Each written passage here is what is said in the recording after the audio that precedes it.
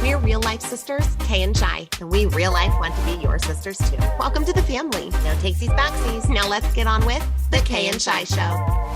All right, to end off our official series here on values, we want to talk about the variety of other values. When we think about this word, we can see it demonstrated anywhere where people are behaving. We're going to see standards of behavior emerge, which means in our groups, in our society, in our family, in our ideologies like religion, we're going to see standards of behavior arise. Now, these standards of behavior, again, can, if they don't have them already set forth, or if they have some set forth that they aren't congruent with, if you want to know what that is, what the values of the organization, the family, the group, or whatever it is that you're involved in, look at the behaviors. How do they act? How does the group act at large? What are the energetic emotions or the emotional undercurrents that are at play within the group, right? Because a business can value integrity, but also be acting without integrity in how they treat their employees or treat their customers or their guests. So understanding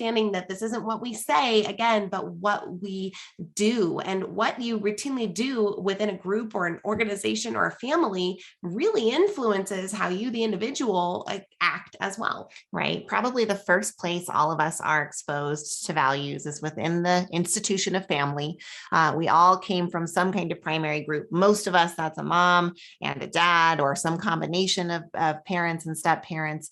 But this is where most of us first encounter values, these standards of behavior, right? If your parents, because they are the ones that dictate the standards of behavior and the values in your world, if they value significance and being seen as achievement oriented, then they're going to be in that keeping up with the Joneses type of behavior, where you're always seeing new additions or new cars or those kinds of things. And so you learn, and usually take that value into your life with you. And if you never take the chance to examine them, like you heard us talk about earlier in the show, our experience at Date with Destiny, you can just end up playing out that same value without even realizing it's part of you. And we were really lucky growing up. Our mom and dad had some pretty dang solid actions toward one another. And, we certainly weren't perfect, and we still aren't, but they really were able to demonstrate the actions like not going to bed angry, talking things out, laughing a lot with one another.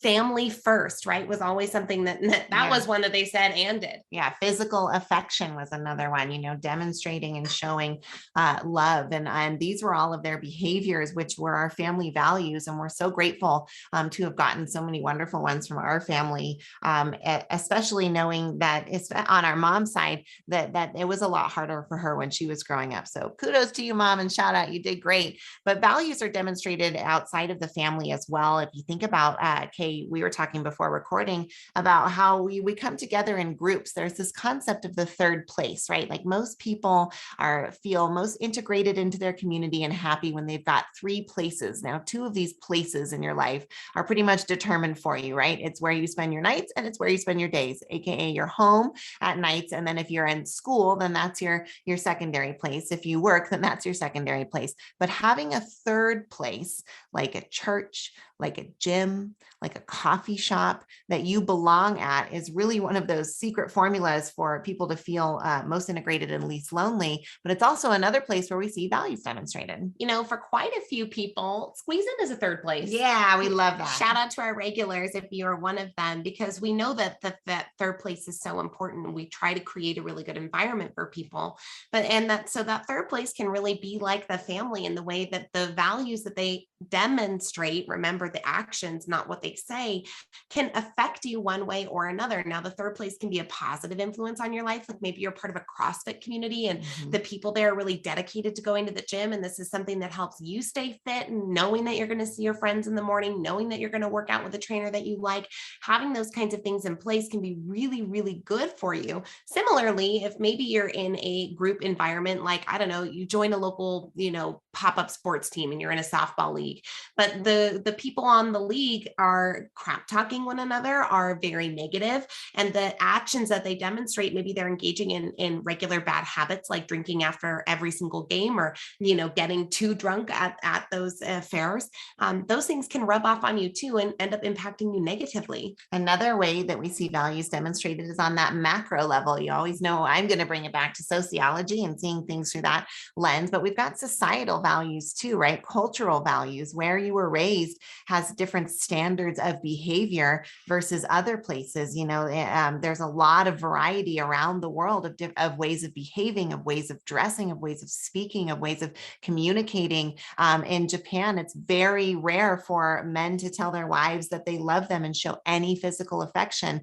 And there's even movements now of like a say you love your wife day, and men will stand on the hill and shout that they love their wife. It's a completely different culture because their values that are matrixing their decisions look a lot different. And so as we consider these kinds of values, we see that that there's just a lot of variety there. And when we are aware of the societal values, then you get the chance to bring some intention to whether or not you want to embrace that value or maybe not. We're West Coast girls, but Shi, you married a Southern boy. I did. And I know that when you very first went and visited to his family in the South, that you were kind of shocked when you realized that everybody has a deep fryer in their kitchen. Yeah. And had never had avocado before. And the produce section was much more muted than here, and less vibrant. And it was just really interesting that the health options were much more limited, and seeing that value of more vibrancy and like raw foods here on the West Coast